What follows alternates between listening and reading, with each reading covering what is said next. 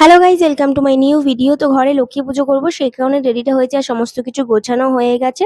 আর এদিকে আমি আলপনাটা যখন করেছিলাম তখন আর কি ভিডিওটা করে রেখেছিলাম। আমি আঁকাতে খুব একটা ভালো না, তো তারপরও আর কি একটু একটু চেষ্টা করার পর এতটা আর কি হয়েছে। তো কেমন লাগছে সবাই কমেন্ট করে জানিও। তো আলপনাটা সবে সবে এঁকেছিলাম, তাই একটু জায়গায় জায়গায় ভেজা ভেজা ছিল, এই গেটের সামনেটাও তার জন্য ভেজা। আলপনা আঁকার পর সেটা শুকিয়ে গেলে বেশি সুন্দর লাগে। তো যাই হোক, এদিকে সমস্ত কিছু গুছিয়ে রেডি করা হয়ে গেছে। তো শাশুড়ি মা খিচুড়ি নাড়ুগুলো সব বানিয়ে দিয়েছে, আর এদিকে আমি আর কি ফল টল কেটে সমস্ত কিছুটা গুছিয়ে রেডি করেছি, তারপর নিজে রেডি হয়েছি। তো আর কি ওয়েট করেছিলাম যে ঠাকুরমশাই কখন আসবে। লক্ষ্মী পুজোর সময় তো ঠাকুরমশাইদের ঠিক মতন পাওয়াই যায় না। তো বাজার থেকে একটা কড়ি পদ্মফুল নিয়ে এসেছিল, কারণ কি বাজারে পদ্মফুল পাওয়াই যাচ্ছিল না। আর যা ছিল আর কি সব কুড়ি কুড়ি ফুল, সেগুলোরও আর কি দাম বেশি। তো বাজার থেকে একটা কুড়ি পদ্মফুলই নিয়ে এসেছে, সেটাকে আর কি সুন্দর করে ফুটিয়ে নিয়েছিলাম। আর বরকে বলছিলাম ফোনটা একটু ধরে দিতে, কারণ আমি ইনস্টাগ্রামে রিলস ভিডিও ছাড়বো সেই কারণে। তো পাশের বাড়ির একটা ব্রাহ্মণ দাদাকে আর কি বলা হয়েছিল আমাদের বাড়িতে পুজো দেওয়ার জন্য। তো আমাদের আশেপাশের আরো বাড়িগুলোতে আর কি পুজো দিচ্ছে, তো সেই কারণে আর কি একটু লেট হচ্ছে।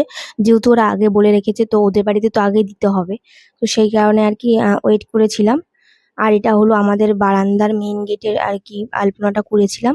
আর সব সিঁড়িগুলোতে আর কি আলপনা দিতে গেলে যেহেতু অনেক টাইম লাগবে, আর মাজা পুরো ব্যথা হয়ে যাবে, তো সেই কারণে দোকান থেকে আর কি লক্ষ্মীর পায়ের এই স্টিকার গুলো কিনে নিয়ে এসেছিল 2 পাতা। তারপর ওই আর কি সব সিঁড়িগুলোতে লাগিয়েছে, আর উপরের আলপনাটাও পুরোপুরি এখন শুকিয়ে গেছে।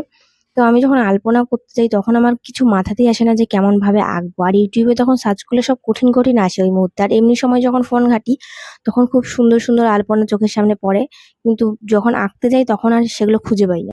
তো আমরা প্রথমে যে ঠাকুরমশাইকে বলে রেখেছিলাম, সেই ঠাকুরমশাইয়ের আসতে অনেক রাত হবে, অন্য জায়গায় আর কি পুজো দিচ্ছে। তো সেই কারণে আর কি আমাদের বাড়ির পাশে যে ব্রাহ্মণ আছে তাকে দিয়ে আর কি করিয়ে নিয়েছি পুজোটা।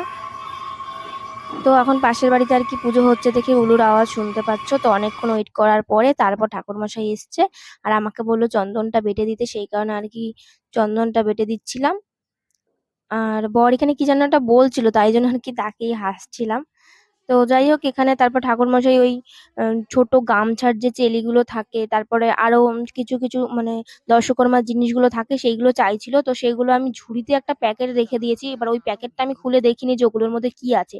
তো সেই কারণে আমার শাশুড়ি বলছিল ওগুলো মনে হয় দেয়নি, তাই জন্য জিনিসগুলো আবার বাজার থেকে আনতে যেত। সেই কারণে আমি বললাম যে দাঁড়াও আগে দেখিনি, থাকতেও তো পারে। তো তারপর দেখছি ঝুড়ির মধ্যে একটা প্যাকেট রয়েছে, তো প্যাকেটের মধ্যে ওই দর্শকর্মার সব জিনিসগুলোই ছিল। আমি না দেখি আর কি বলছিলাম যে ওইগুলো দেখ। বর আমাকে বলছিল তোমাকে শাড়ি পরলে একটু বেশি সুন্দর লাগে। তো তোমরা সবাই কমেন্টে জানিয়ে তো যে সাদা লাল পাড় শাড়িটা পরে আমাকে কেমন লাগছে। আর অনেক তাড়াহুড়োর মধ্যে পড়েছি, সেই কারণে পেছনের পিন আপটাও আর কি তাড়াহুড়োয় ঠিক করা হয়নি। তো যাই হোক, এই ভিডিওটা এই পর্যন্তই। ভালো লাগলে অবশ্যই লাইক করে দিও। দেখা হচ্ছে